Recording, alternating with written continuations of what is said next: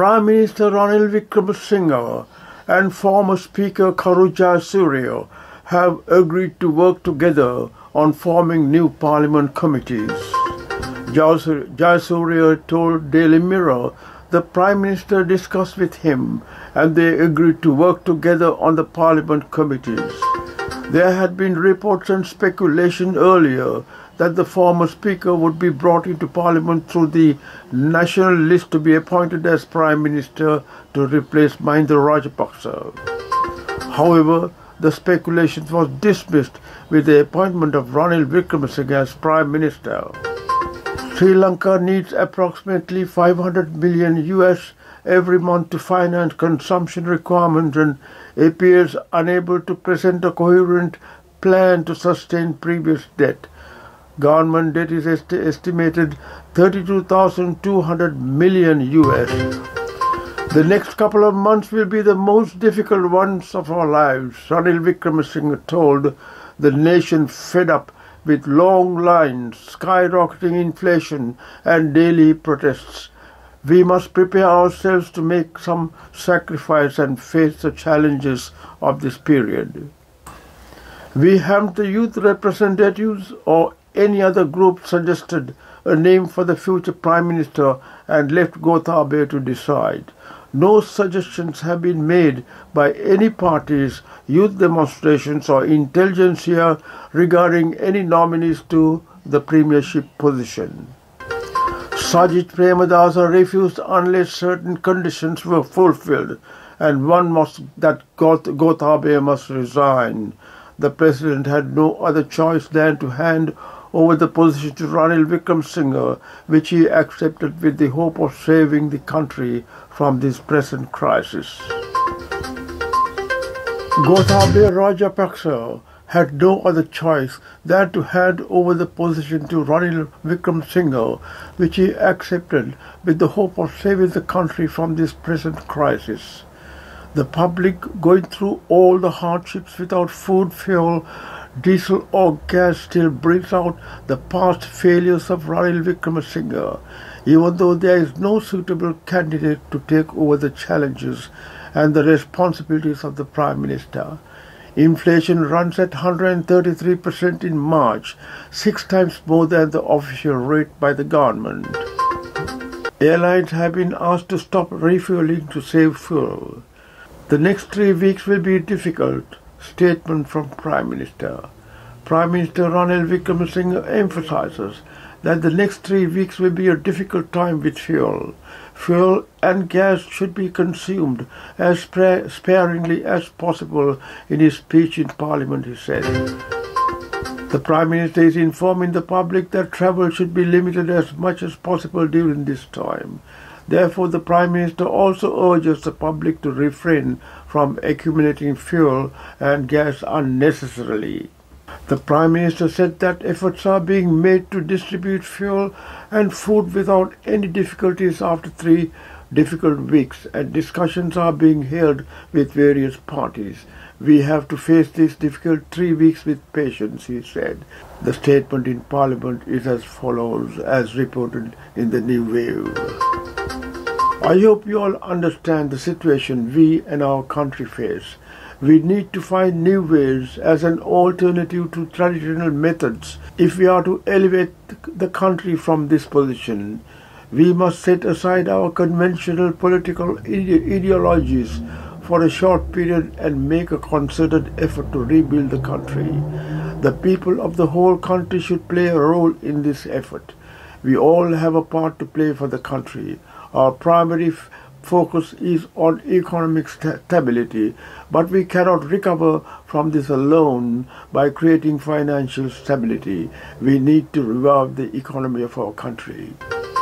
This is not something that we can done in 2 or 3 days.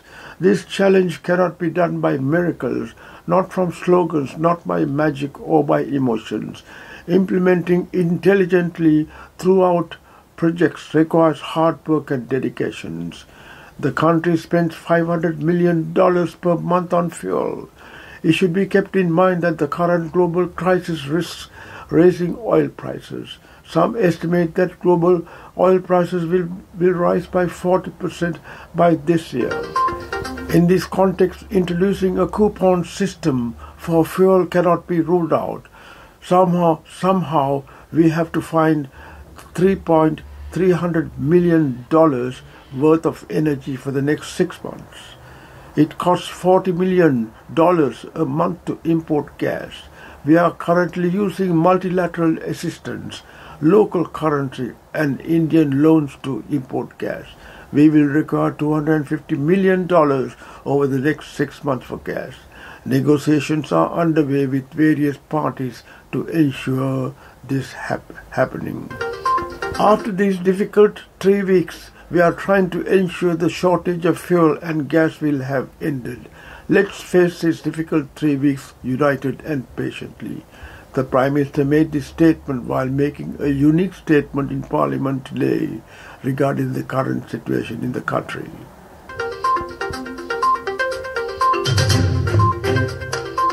The UN will make a worldwide public appeal for funds and has pledged $48 million for food, agriculture and health, says Ranil Wickremesinghe. Sri Lanka's Prime Minister says the United Nations has arranged a worldwide public appeal to help the island's nation's food, agriculture and health sectors face serious shortages amid its worst economic crisis in recent memory. In his speech to Parliament on Tuesday, Prime Minister Ranil Wickremesinghe said the UN plans to provide $48 million in assistance over the 4 months period, but the projected funds barely scratch the surface. In his speech to Parliament on Tuesday, Prime Minister Ranil Wickremesinghe said the UN plans to provide $48 million in assistance over the 4 months period, but the projected funds barely scratch the surface of the $6 billion the island nation needs to stay afloat over the next 6 months.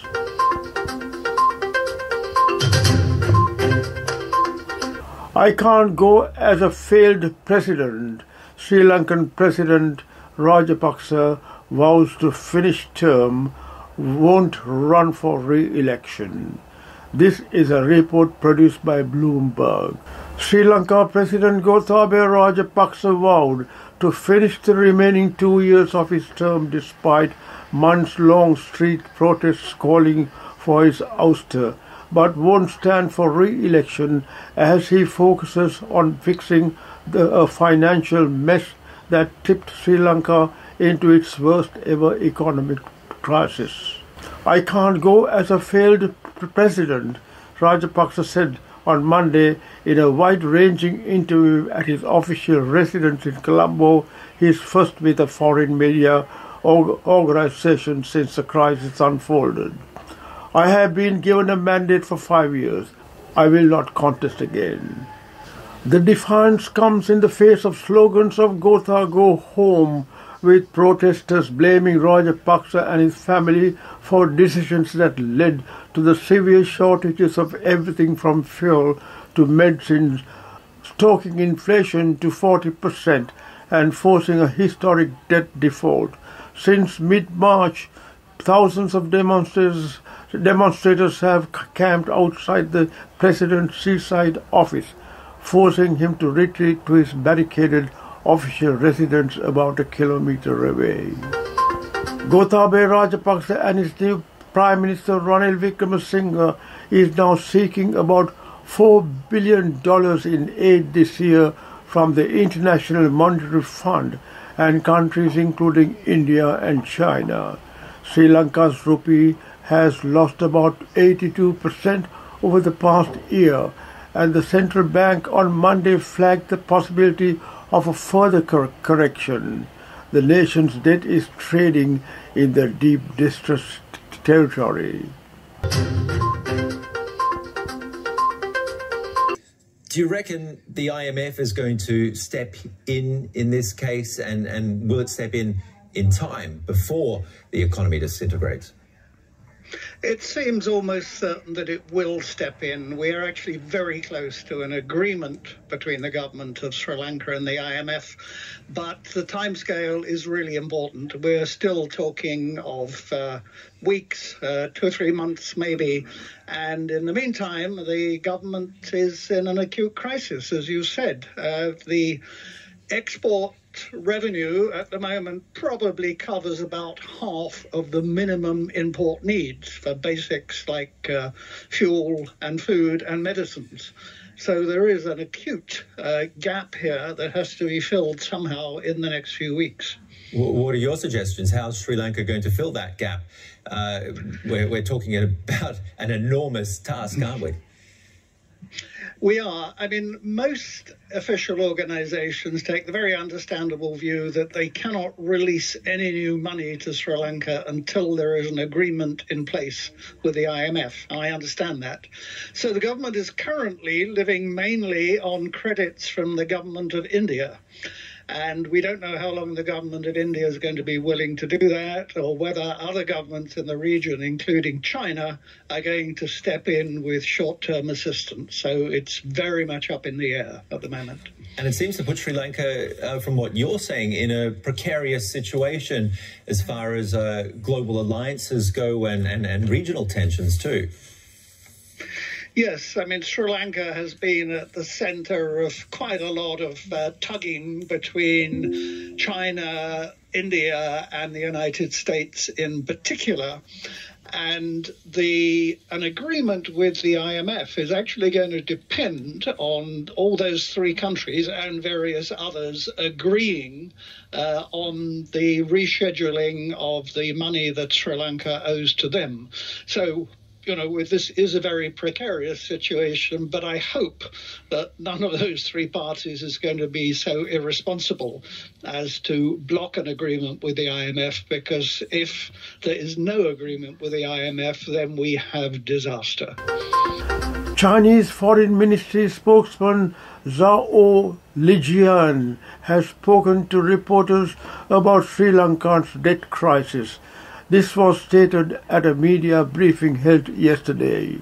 Mr. Zhao Lijian said that the Chinese understands the difficulties and the challenges currently facing Sri Lanka and wants China to play a constructive role in Sri Lanka's sustainable economic and social development.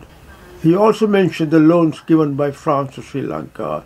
He said that China would assist in resolving the issue in consultation with relevant financial institutions and Sri Lanka. China is also willing to work with relevant countries and international financial institutions to ease Sri Lanka's debt burden. Mr. Zhao Lijian said China hoped Sri Lanka would work to protect the legitimate rights and the interests of foreign investments and financial partners and the stability and the credibility of the country's investments and economic environment, as reported in the Newsweek UK.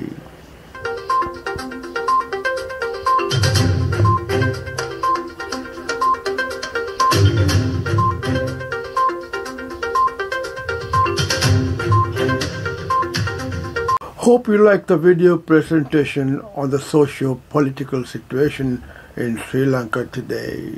Stay safe and goodbye for now.